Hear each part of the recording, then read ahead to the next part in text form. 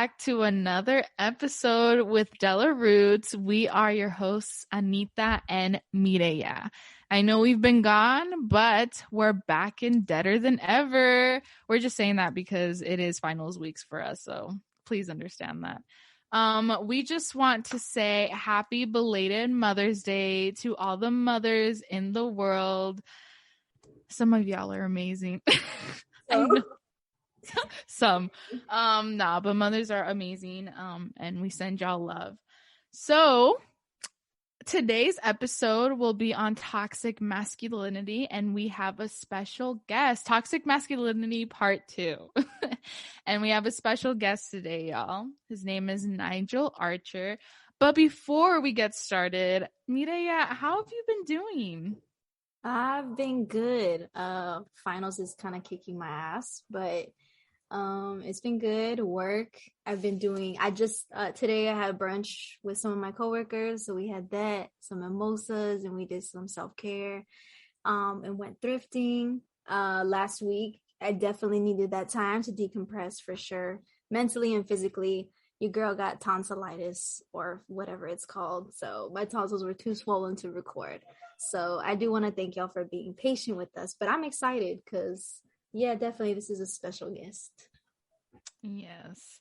And well, my week, y'all, has been... I'm sorry. It's all good. I'm like, okay, well, let's talk about me now. Nobody asked, but I'm doing great. I personally invited myself. No, that was your week. I know it's been tough. It's been quite hectic, y'all. The last 2 weeks have been quite hectic. I don't want to share too much because concerning, but it's been okay. And finals week has been interesting. I just found out like yesterday that we're gonna be moving to a new place. What? Is that good or bad? No, it's great. It's amazing. So it's good. So yeah, it's gonna be a great summer, hopefully. So we're super excited to be here on with y'all again after a little while. Yeah. Things are gonna change though. Things are gonna change for sure, y'all. That's awesome. Okay. So without further ado, we want to introduce, as we said, mentioned it a couple of times now. So Nigel, if you want to tell us something a little bit about yourself, who are you? Where are you from? What do you do? Hey, how's it going? Like I said, my name is Nigel Archer. I produce this podcast. Oh, wow. So it's true. I do everything except talk pretty much. And now they got me doing that.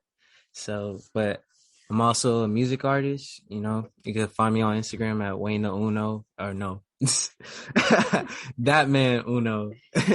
My rap name is Wayne the Uno though. But yeah, I'm from Virginia. I lived in multiple states, but mainly resided in Virginia and Virginia Beach in particular. So shout out to the beach. That's great. Cool. So before we get, or actually, I guess we can get into it really. So the first question for our guest, since we're talking about toxic masculinity, where do you think the issue stems from? We're going in deep already. Yeah, that's a tough one off the bat, but I think it's different for each person, each man, or man identifying person. Where might their toxic masculinity come from? I know for me personally, when I was going through my issues, and I still work through them, of course, but I would say it would just come from honestly, a lack of seeing a 2-parent household. I think I held resentment towards that personally, towards both parents, but more towards my dad because it was his fault in my eyes, So I definitely held resentment towards that, but I know I have a very close friend who's going through it, and his relationships aren't the best due to the first relationship he had with a woman, which was his mother. And it's still, not the best. I don't want to speak on nobody else's, but I could just see in other men, it's not exactly one particular thing. Mm-hmm. I know some men don't even have a man to look up to in their lives. So it's a lot of things that can cause that issue to start with. That's a good thing that that you bring up. When you say two-parent household, and just the lack of a father figure, right? Or just a man, because like we had talked about in previous episodes, we talk about the first woman who teaches us how to be a woman, our mother or our sister or some mentor, right? For some people who don't grow up with a mother.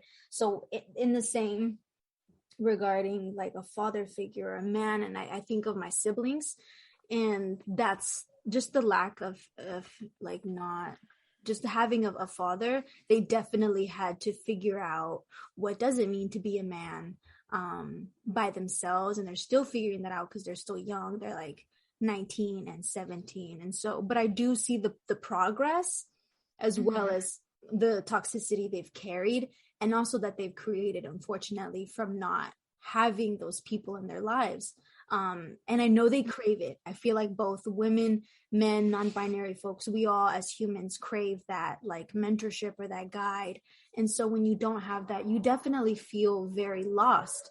And you kind of create that definition yourself, right? Whether it's healthy or not. If I could add on to that, like, I think that's a big thing is like, once you hit a certain age too, as a young man, like, you know, between that 16 and 20, you know, and up, like, you feel like, especially if you haven't had someone to look up to for most of the time, like, I don't need them now, you know, especially because it's like, I've already gotten to this age. Like, I didn't know if I was going to make it here without them, and I have, so I'm gonna be good, you know, regardless. Right. But, and I think it's harder to accept someone when you're older and you've already been teaching yourself, or like you've had just an older brother, or, you know, someone just teaching you. It's hard to accept a mentor as a man, because, you know, as a young man, I don't know why, it's just some sort of pride, or don't even feel the need to flesh out those feelings and get that sort of mentorship from other men, unless it's directly in their field, or, you know, until they actually want to do something and they see that it can affect them. Definitely. I like how you had previously mentioned how for every individual, it's, you know, it's kind of like their own experience. So not each of them is going to be the same. However, I do want to ask something. I'm sorry if you can hear my little brother crying in the background. But what does it mean to be a man? Because I feel like, and I know that's very complex, right? But we're talking about toxic masculinity. We're talking about how some of us didn't grow up with our fathers or a good father figure. Some of us grew up in a two parent household, or just one parent household. So what does it mean to be a man, or what does that look like for y'all? Should I start? Yeah, go. Go ahead. That's a really good and tough question to lay on me. Honestly, like, just kind of like standing on your values, and like, when my mom actually is one of the biggest people who taught me how to be a man, which I praise her for. And, you know, I really appreciate it, because there's a lot of women who are raising young men, and they're trying to figure out like how to raise a young man properly. And especially in today's society, especially when you're Black or Latino, so it makes a difference. But I would say my mom always taught me like your word is your bond. Like, if I give my word on something, I have to stand on it. You know, I'm sure Mireya can attest to this. Like, I try to keep it as truthful as possible, to like, to the utmost. I'll tell you to where it's like almost probably like too much. Uncomfortable. Yeah, very, very uncomfortable. So it's like, but I'd rather be completely honest with somebody, you know? So I think someone who's honest to who they are, to the people around them, to, you know, to their character, you know, treating people with respect. I think it's more, today's traditional man is the same thing as, you know, a traditional woman, you know, where it's like more of just being good humans, where we're on equal standing now. You know, it's not like the 50s and 60s where the man is providing everything and a woman is just at home with this stereotypical, you know, like, it's not that. Like, women are providing for themselves, men are providing for themselves. a lot more men are taking the backseat these days in these relationships with their women. So honestly, it's just about being a stand-up person, I think, these days, and holding true to your values, who you are. That was way too long-winded, but but that's really good. I wanted to add another question that I thought of when we were talking about the lack of having the mentorship or the guide, right? So, and this is to our guests. So since you were mentioning that you didn't have that growing up, where did you seek that validation or the source of, like, who did you look up to? Was it movies? Was it TV shows? Was it a teacher? Who did you look to? Who did you say, I want to aspire to be this person? Or did you look at anyone at all growing up? So I wouldn't say I didn't have nobody. Like, my dad is in my life, and he's more in my life. He's in my life now, and he makes the most concerted effort now, which I can honestly thank him for, because he's done way better than he did when I was first growing up, where it was like really hectic around me, and I could always see it. I think that was like the toughest part, is like it was in my face.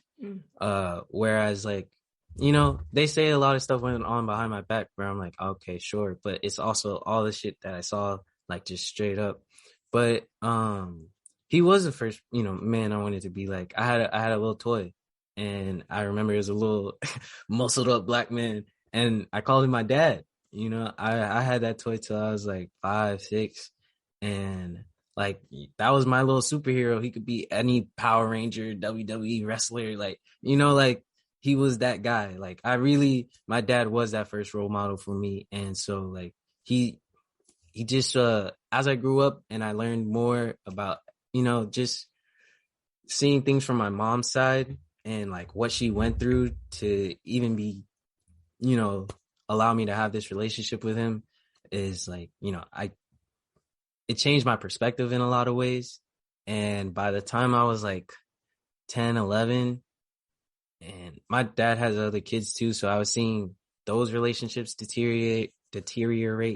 My brother, like, moved away when I was 9 because his mom just took him, and he moved like 5 states away, wouldn't let me have any sort of contact with him. So it was like my second role model was completely out the house. And so like yeah, once I was like 11, I was hanging out, going out, like doing whatever I wanted. I didn't really want to kick it with like no dad, no man, like no dude trying to tell me nothing. And like, it just, that validation came to me through sports, those coaches.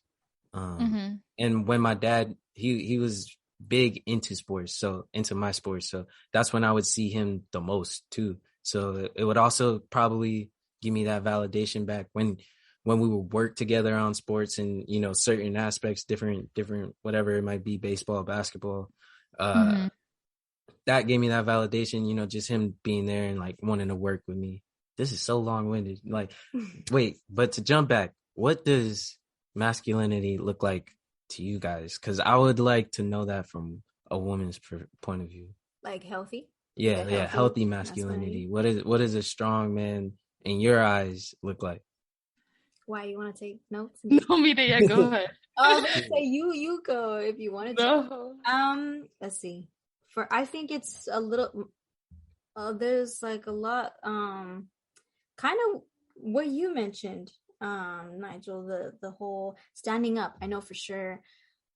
The first, like, I want to say, the like closest to the healthiest masculinity I've seen would be my dad, because I grew up in a one-parent household, right? My birth father wasn't in the picture, but later on, another man stepped into my life, and he fit that role of a father figure. So he fit that, and what I've seen, what he has shown me that I really appreciate and I learned to admire. And also, just like for little girls, when you do have that healthy father figure, he's the first one to show you, like, this is what to expect from a man. This is, don't ever settle. My dad would always say, like, you're a top shelf woman. And not to objectify us or me. It was more of like,